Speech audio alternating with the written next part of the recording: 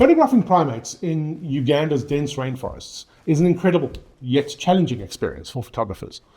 Whether it's the dappled light, highlights coming through dark canopies and keeping your shutter speed up in these dark environments, battling really high ISOs, these are the things that we have to deal with as wildlife photographers.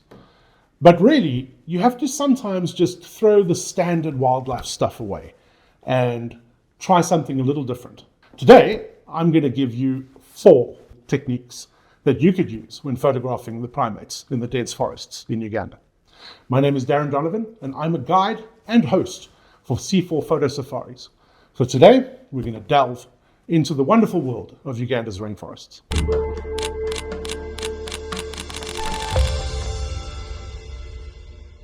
So technique number 1 is, instead of using evaluative metering, try using partial or preferably spot metering.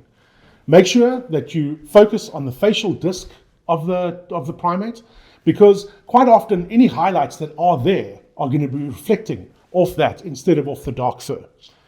And then you're going to underexpose by 1.3 sometimes. I sometimes go even further when I see a real situation that I can take advantage of to really create a punchy low-key image. Technique number 2 is to prioritize animal eye tracking and pinpoint focus. So the reality is that both the gorillas and the chimpanzees have got incredibly rich eye color that is contrasted by the dark shades on their faces and on their bodies. So the eye tracking picks up very easily, even in the dark situations. Technique number 3 is to shoot wide open. So when I talk about shooting wide open, is make sure that your F number is at the lowest that it can, so the opening on your lens is as open as it can be, allowing more light in. This is the way that you're going to deal with the low light conditions under that dense canopy and maximize the performance of your camera. Now, going with technique 2 is you want the eyes to be in focus. So if you're using that eye tracking and you're shooting wide open, that means that it's going to focus on the eyes. The eyes are going to be perfectly in focus, and the performance of your camera is going to be exceedingly good in those conditions. You can still, however, because you do want at least a 1/500th of a second shutter speed to deal with any movement, it does mean that your ISOs are going to be quite high. But it is the best way of dealing with it. It's combining those 2 things. Last but not least, the 4th technique, and it's dealing with the dappled light. So instead of fighting the dappled light, is rather try and incorporate the dappled light into creating that really creative photography.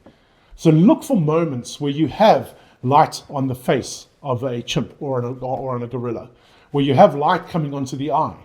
Sometimes they lie down and they're facing straight up, and you get these situations where you have a perfectly beautiful eye with lots of color coming through from the dappled light in completely dark surroundings. So this is really the thing. It's one of those things to look for that really creates special photography in that dark environment. So yes, it's not all doom and gloom, so to say, in the dense forests of Uganda. And primate photography, I promise you, is an incredible experience to be out on foot with those animals. If you enjoyed this video, please like and subscribe and leave us a comment. We'll be sure to get back to you. My name is Darren Donovan, and until next time, have a good one.